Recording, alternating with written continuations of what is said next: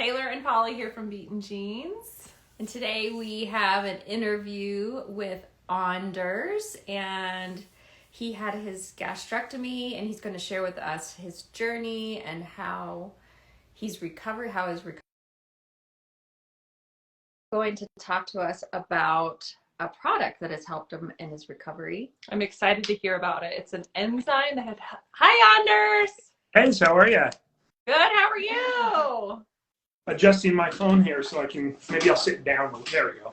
There we go. You're centered perfectly. How are you doing today? I'm good. I had a little bit of a long night. We got a new, I wouldn't say puppy, but a rescue dog. Oh, fun! So he's gorgeous, but he's 110 pounds. Oh, wow. Huge. So right next to our little Cavapoo. But he is a herd guardian dog. So his thing is bark. So all new stuff all night long. Yeah. Oh, is that how it's going to be forevermore, or can you train him to not bark like that? You got to kind of accept it a little bit because of his nature, but it should get better. Good. Is this a big, beautiful white dog that you were walking this morning? Yeah, that is him. Oh, beautiful. He's very friendly, just very intimidating looking. That's a good kind of dog to have, I think. I'd like one of those. I feels very safe with him. So, yeah. Now, where are you coming from? Where do you live? We are in Missoula, Montana. So if you've ever seen the movie A River Runs Through It, yeah. So, yeah. And we're actually in the infamous Lolo area. So in that movie, the Lolo Hot Springs with the gambling and the swell hooch that clean the glasses. Yeah, that's where we're at. Beautiful country. My mother-in-law lives in Hamilton. My husband's from Bozeman. Oh, seriously? Oh, wow. Small world. Whenever I see you, you're fly fishing, you remind me so much of my husband because that's him. He's an avid fly fisher. It must be for the Montanians. Yes, I'm a little addicted to it. Not quite as bad as I was before, but yes. So right down the street. I mean, really, Hamilton's just 20 minutes away. Yeah. Yeah. Yeah, we fly to Missoula and then drive on up to Hamilton. Okay, yeah. That's why it's still a little chilly here, but yes. Yeah. Ready for warm weather. And you guys are down. Yeah. So, do you in fact carry the CDH1 mutation? Mm-hmm. You do. Okay. And I guess we'd like for you to kind of take us back to the beginning. When did you discover and why did you discover it? Oh boy. Well, go figure. I'm kind of the medical professional, the healthcare professional. My brother is not. My brother decided to do all this research on it because our mother passed away when she was 48. Her dad passed away when he was 50. Back in the day with him, I think it was in 1971. It was right about the year I was born. And so they just chalked that up to stomach cancer. They had no idea. My mother was in 97. So they had just started some of this. I think they had just discovered some of this. So really for a few years, we didn't even think anything about it. My brother decided to kind of look into it. Probably around 2013. Mm-hmm. And so he kind of pursued it a little bit, found out he did not have the gene. Mm-hmm. Talked to me. You knew he was looking for CDH1 because of the type of. I think yeah, because of the gastric cancer, because of how she had it. Okay. So he was kind of looking into it. Actually, when I go back now, it's been a while. When I go back now, I don't think he actually tested, but he was telling me, you better check this out. So, so of course, then I did. And it took a little bit, at that point, genetic testing was not a really widely supported, I guess, not necessarily theory, medical coming on the scene, right? Medical practice, yeah. So it took a little bit to kind of get insurance involved and, a bunch of referrals and things like that. Round and round it went, and we kind of got some teleconference through somebody in Helena. And then it was kind of a long term. They set it up. It was genetic counseling. Had the blood test done here, sent it to San Diego, got the results back in Helena, then they teleconferenced me back in Missoula. So, yeah, it just kind of, you know, roundabout way, it came up that it was a positive mutation for that gene. For you, when you not weren't even particularly looking for CDH1, because at that point you didn't know what gene mutation, or even if she had one, because it wasn't discovered until 95. Right. That mutation. Yeah, I had no clue. So this was all kind of starting from scratch. Mm-hmm. Wow. Was there any information out there? Did you know anybody who had CDH1 that had a gastrectomy, or No. what were they telling you that you needed to do? You know, after doing the research at that time, you know, they were saying if you had that, they did say if you had that gene, you know, you're looking at over 80% chance of that stomach cancer, and just not, you know, it's the same type of thing. It's just not detectable until it's too far gone. Right. So, you know, I've had the options is what it was. So, you know, you can have the total gastrectomy, you know, you got to remove all the gastric tissue, or you don't, and you kind of play the gambling game, which I am from Vegas, but I wasn't going to gamble that much. So, especially with 5 kids. I mean, we have 5 kids up here. At that point, honestly, if I was single or possibly married with no kids, it might have gone a different route. You know, might not have done that. But with the 5 kids I wanted to be around, I was already past the age that my mother was when she was diagnosed. So it was kind of a no-brainer with having 5 kids and wanting to be there for them. Right. So where did you go to have it done? We did some research. We went over to University of Washington in Seattle, and went to there. The chair of the department did the actual surgery. He did it laparoscopically, so, which was actually way less invasive, a lot of recovery, although there was still some, you know, it's not a great recovery, but, you know, so, but laparoscopically it was great. Yeah. You know, that would be the route I would definitely suggest for anybody getting it done. Right. And he had done gastrectomies before in the past?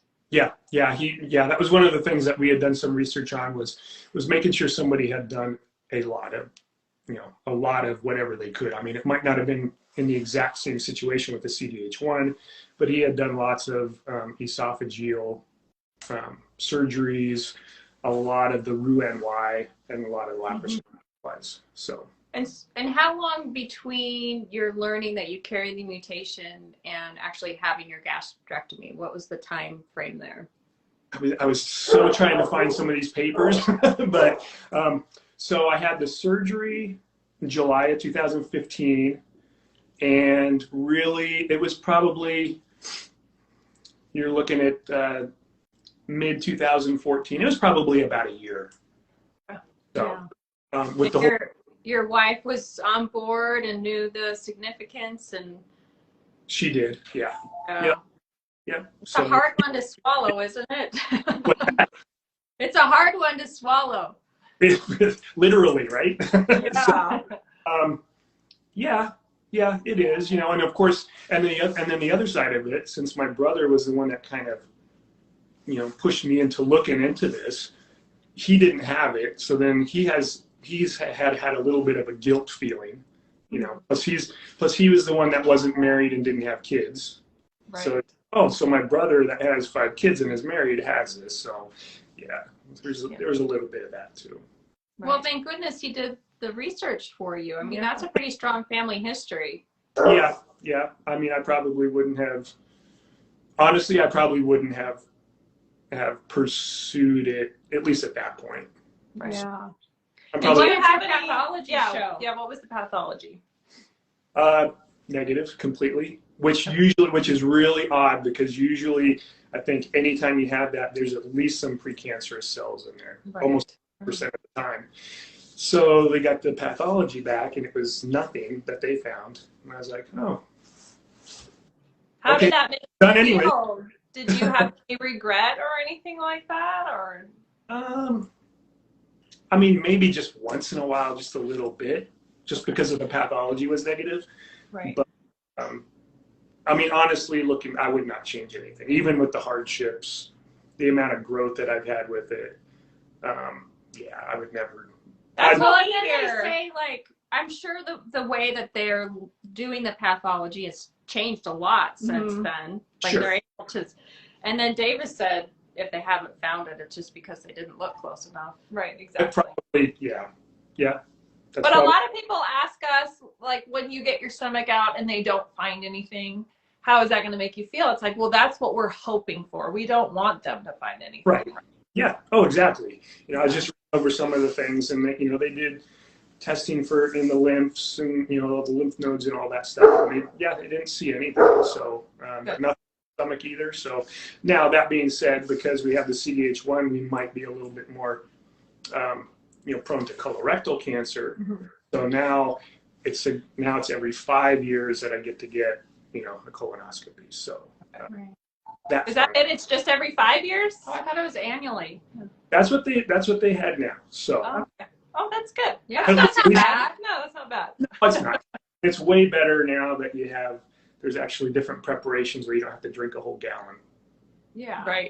Right. That's the hard part. Yeah, with not having a stomach, that's a challenge. I think the first one afterwards took me. I was in their waiting room about 2 or 3 hours later than what the surgery was scheduled because I just couldn't get it down. Right. And I felt so bad. But How do they do it without a stomach? You don't have to drink the gallon. What do you have to do? well, no, I still had to do that at that point. Okay. In the last couple of years here, I think they came up with something where it's tablets, Sutabs, Oh. tablets, or there's another one that's a lot less of amount of liquid to drink, a lot less volume. So the tablets would be the way to go. So Yeah, that sounds easier. That drink is disgusting.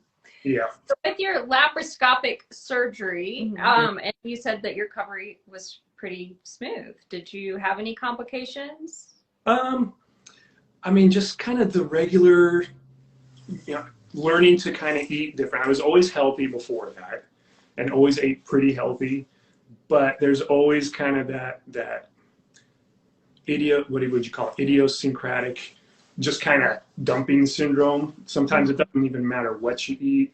It's just your body's trying to adjust to what you have. So there was a little bit of that, of course. I remember specifically driving home from work one time and getting sick in the car and feeling like I couldn't really puke because I didn't have something pushing to get the stuff out, but it was kind of miserable. And maybe I shouldn't have been eating California rolls, but I would think that would be a good thing because it's kind of low carb, high protein, right? Are you able to do that now?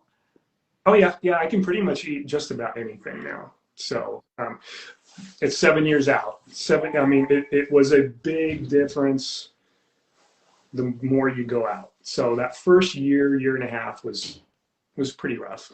I knew I was going into surgery for this, so I kind of beefed up and went in at like 215 pounds. I normally walk around about 185. Oh, wow. But I got all the way from 215, I got down to about 155, 150. Ooh. So, yeah, a little sickly.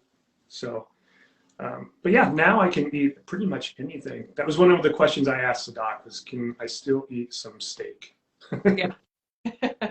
And You just have to chew a lot, huh? That's hard. Small bites and chew. My wife has to remind me that sometimes. Chew. Did you chew? Did you chew? Or blend I've it. been practicing chewing. It's horrible. It's so hard. I try it too. Your jaw is so strong. Wow, right? So you have 5 children. We have 5. How old are they? They go from 20, 18, 16, 15, 14. Oh wow, they're very close in age. Yeah. Have you had the 18 plus tested yet? They have not tested yet. So we've talked to them about it. They all know about this. We were kind of, since a lot of this at least from my understanding, this could change because I'm way back in 2015, but a lot of this, I guess, doesn't really manifest until you're a little bit older. Right.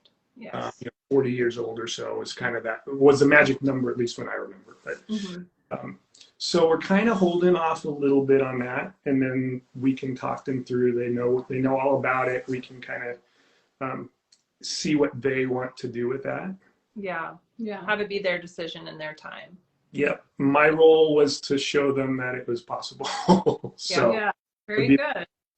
So strong for it.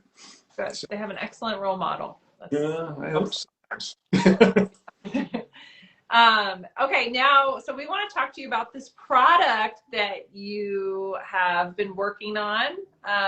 Is it your product? It's not, no, not ours. It's just a company that we're affiliated with. So, okay.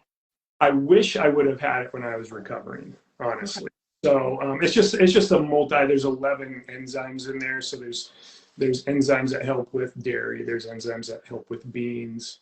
Enzymes that help with carbohydrate breakdown. So it's a great product that I have used when I do feel kind of that little, if I eat something that's not quite right and I feel kind of off. I've taken one of those on an as needed basis, and it does help me feel way better before. And if I know I'm going into something, a dinner or something where we're going to be, where there's some stuff that I'm going to eat that I shouldn't, I will take that. So you're not necessarily taking it every day as like a part of your vitamin regime, just as needed. I am taking it every day. So it's just basically I just take one a day in the morning of the enzyme blend. And then kind of on top of that as needed. It's really made for just the one a day, but yeah, it's perfectly helpful for asthma. And when you started taking it, did you notice a difference in your digestion?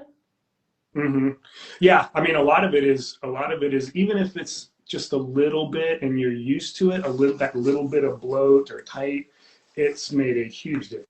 That along with a probiotic, but.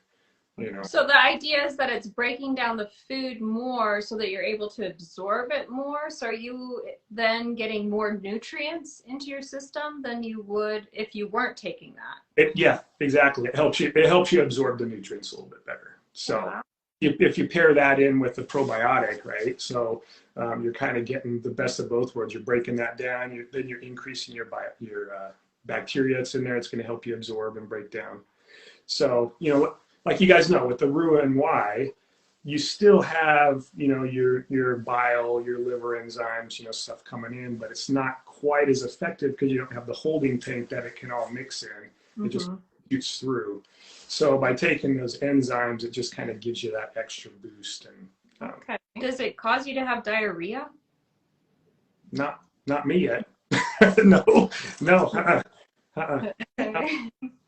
Has there been any other people with gastrectomies that have taken it, or is this specifically made for people with gastrectomies? It's not specifically made for that. It was just in general gut health. Okay.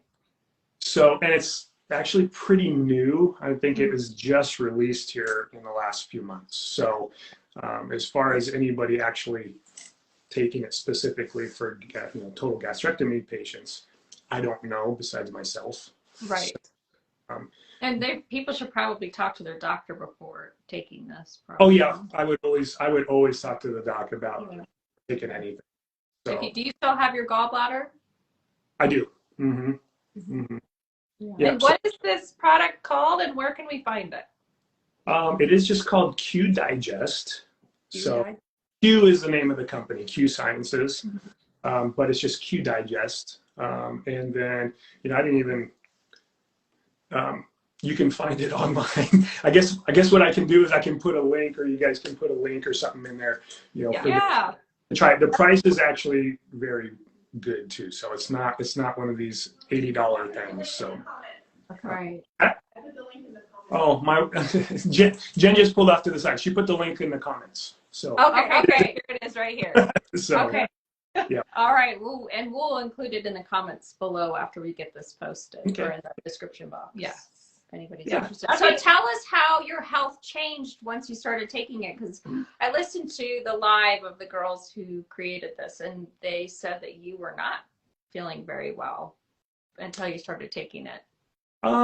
You definitely have, well, I would definitely have more bouts of it, and some of it might just be more bouts of not really a full-on dumping syndrome, but enough to where I just, needed to sit down for a while.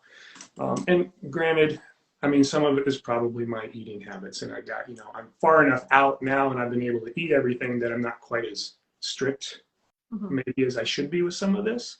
Right. But I can still sit down at a movie and watch, and have a little thing of Sour Patch Kids, Right. So, but once in a while, even just a little bit is going to make me feel pretty crappy, and sometimes it won't. So I've just found that as I was maybe not eating as well as I should, if I felt bad, I could take some of the enzyme, and it would help me recover or feel better a lot faster. Where most of the time I'd be kind of having to take a time out for 40 minutes. Right. We hear a lot, actually. Well, that's incredible. I know. I think you should talk to Dr. Davis about that. Yeah. So You can start. it would, if something would last maybe 10, 15 minutes and feel way better. So, Oh, wow. Okay. Yeah. That cuts it down drastically. Yeah, it's a very, I don't even know what I was going to say. It's a very helpful product. So Good. Well, good. I'm glad that you found it. I know. Good. and I'm super excited to see how it works for specifically, gastrectomy patients, Roux-en-Y patients, somebody that doesn't have all of that enzyme that they need to break down all the food. Right. Yeah. If you guys are watching this and you talk to your doctor and you decide to start taking it, Let us know. let us know how it affects you and if it works. And Yeah, I'd love to hear that. I would too. Yeah. Very interesting. How is your bile reflux? Do you struggle with that at all? Not as much anymore at all. I mean, I did before. I used to have to sleep on a wedge for a little bit. So afterwards, as long as I'm not eating too much right before bed, or high fat, kind of a fatty steak dinner or something, too close before bed, not too bad. But it was a bit of a problem where I'd wake up in the middle of the night with that cough and the burn, and it would, burn the middle. It was pretty bad. So, Right. But Well, that's encouraging to know that it gets better over time.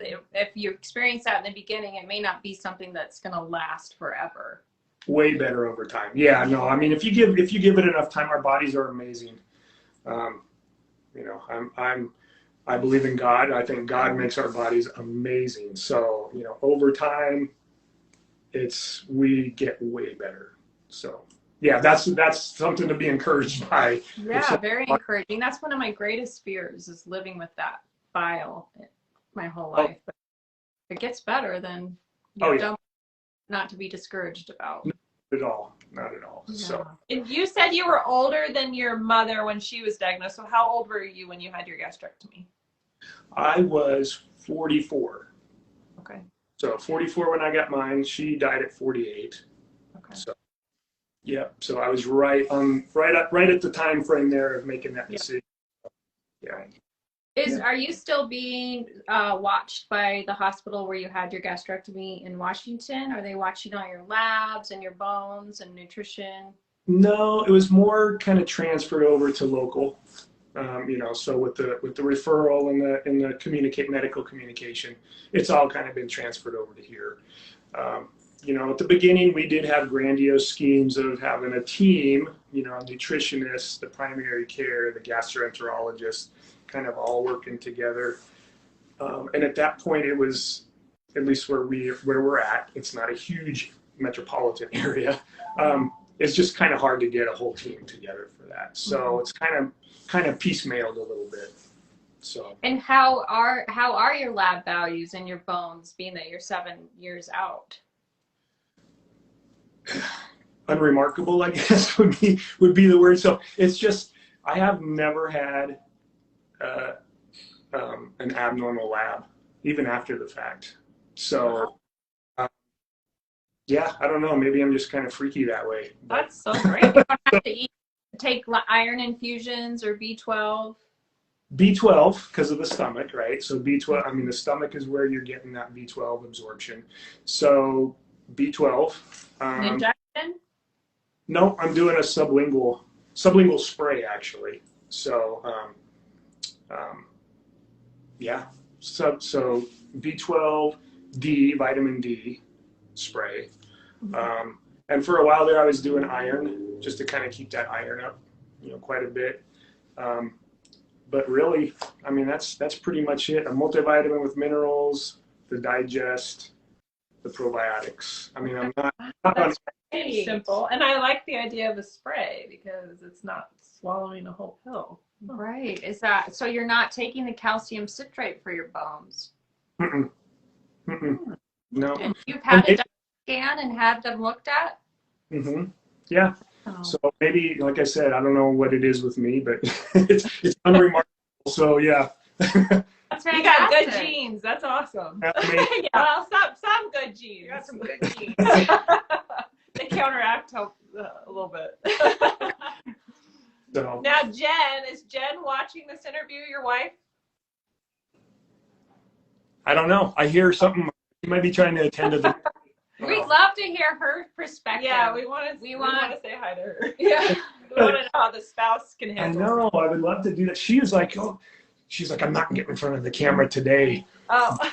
But she's like, I would love to do an interview with him on the spouse perspective. So, So something. okay. There.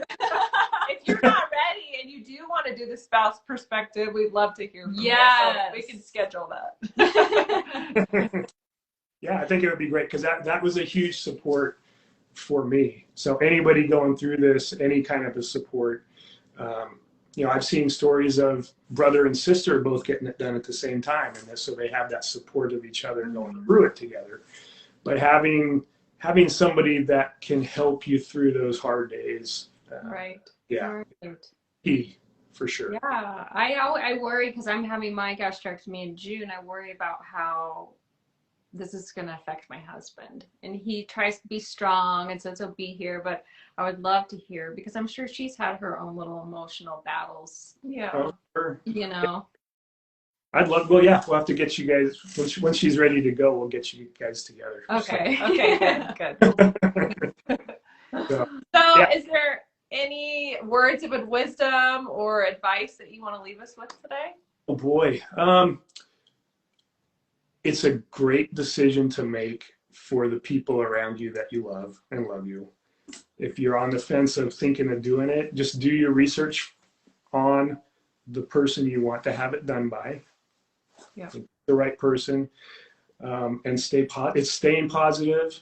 It's hard work at first, and it can be discouraging at first, but like we were saying, as you get further out, it just gets better and better. And not everybody, I guess, but I, for one, am basically back to normal. So That's great. So it's an encouragement for somebody who may be having trouble just out of the surgery, Right.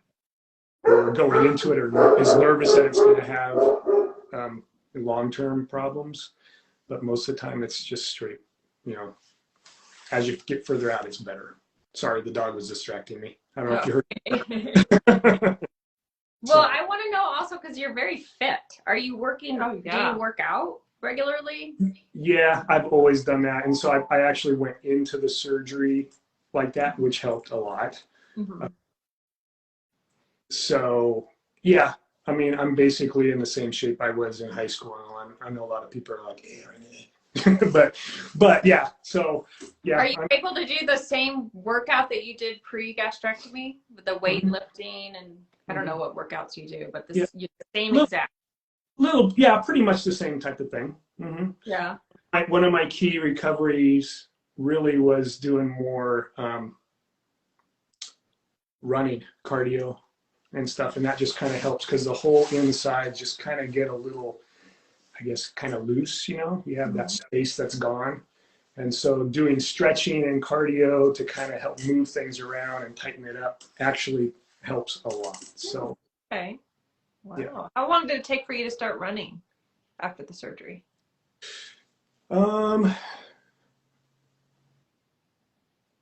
Couple months.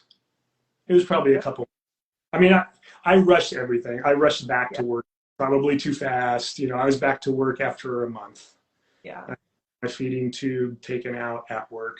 I was working at a hospital. Sorry. I was working at a hospital. I went upstairs to see the gastroenterologist.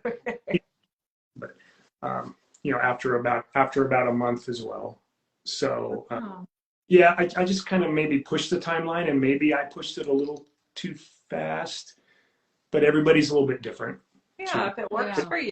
And that's how Polly's attitude is. She's like, I'm going to be good. I'm going to go on this, I'm going to go float the river. Like, I'm going to go live. Yeah. No. So, I mean, I have. Buy it. Yeah. I mean, and you can. I mean, it's all, most of it is mind over matter, right? So, yeah, I had the surgery in July, and by that next summer, you know, over winter, I was starting to do some more exercising and stretching. And, you know, before winter, I started at least kind of getting a little bit of jogs out in the neighborhood, and then really started in the spring. So, yeah. I have another question, and it's the big question that Taylor and I pretty much ask every person, and that's the water. Do you have issues with water? Yeah, actually, I do.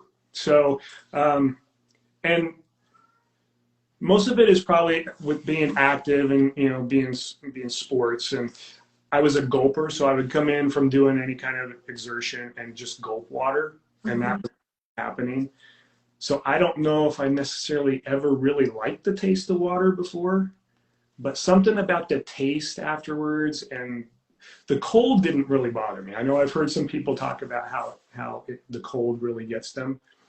The cold never really got me. It was just more that palatability and the taste. So I very rarely now drink just plain water. I got to have some sort of flavoring in there.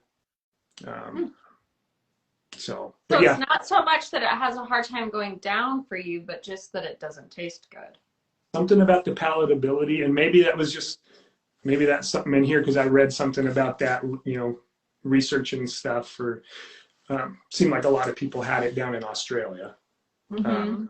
So, and it's just something that kind of, I remember reading, and maybe it got stuck in my head that way, but whatever it was, yeah, I was just like, kind of like, bleh. I know our minds are very funny. Yeah. What do you do? Like squeeze a little lemon in it? Not usually that. I usually have, I'm not plugging. It's another thing from the company we're at. It's kind of a sport, like an energy packet powder. Okay. So it's a healthy packet energy. So just do a little bit of that usually. And that's usually just enough to kind of get me through and stay pretty well hydrated. So. Right.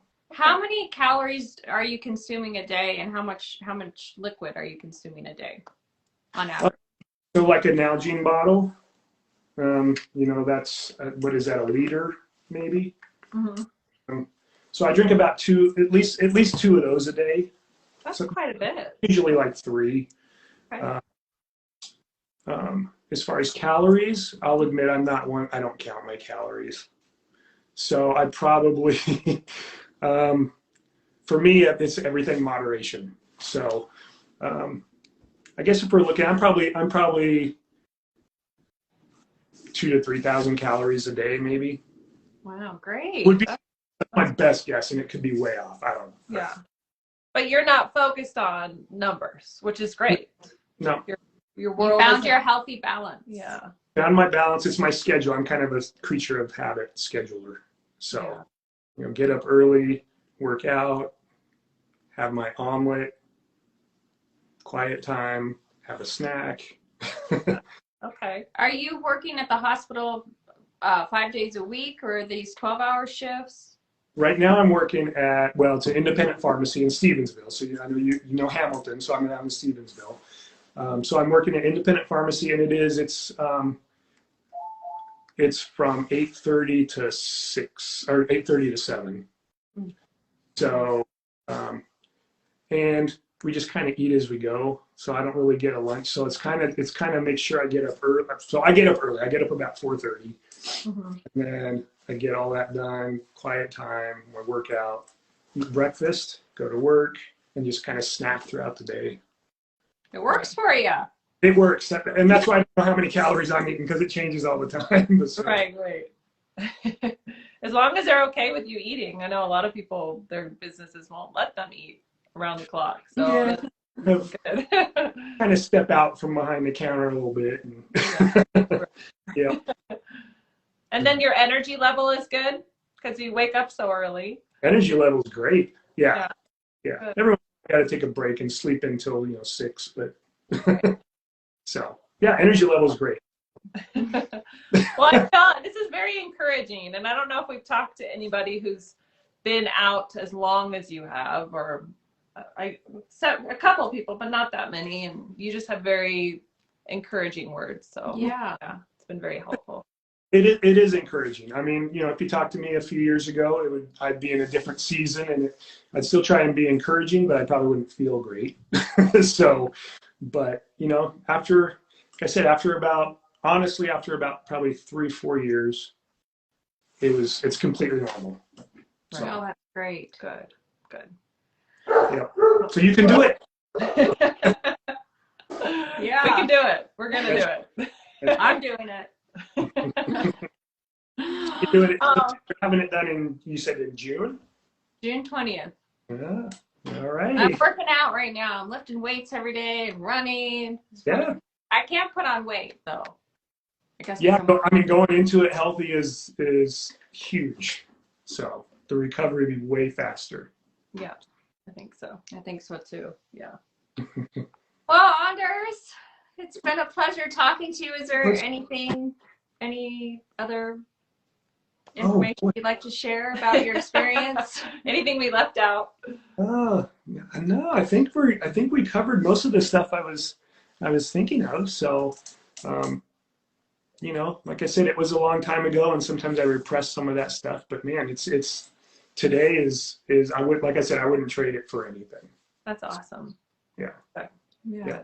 We're so glad you're here with us and taking time out of your day to talk to us. Well, thanks, guys. Yeah, this was great. It's good to talk with you guys. So, Yeah. texting or doing the messaging for a while, but yeah, it's great to actually talk to you guys. I So. know, right? I know. And we always say it's like the CDH1 carriers are kind of like a little family because there's so few of us out there in the world. That's- We want to put together like a reunion. Hey, perfect. See, Yeah. I know. When I tell people that I don't have a stomach, they're like, "Nah, you can't do that." I go, "No, you can't. I don't." No one gets it like we get it. I know. It'd be cool to do like an Alaskan cruise because then we could all eat whenever we needed to eat. Yeah, we could explore the outdoors. That sounds like a plan. Maybe somebody should put that together. All right, Taylor and I'll get on it. All right, thank you so much, Anders. And tell Jen we want to interview her too. Yes. I will. Perfect. All right, guys. Good luck with the new doggy. No, thank you. Yeah. All right. Bye. Bye, Thanks, Anders. Anders.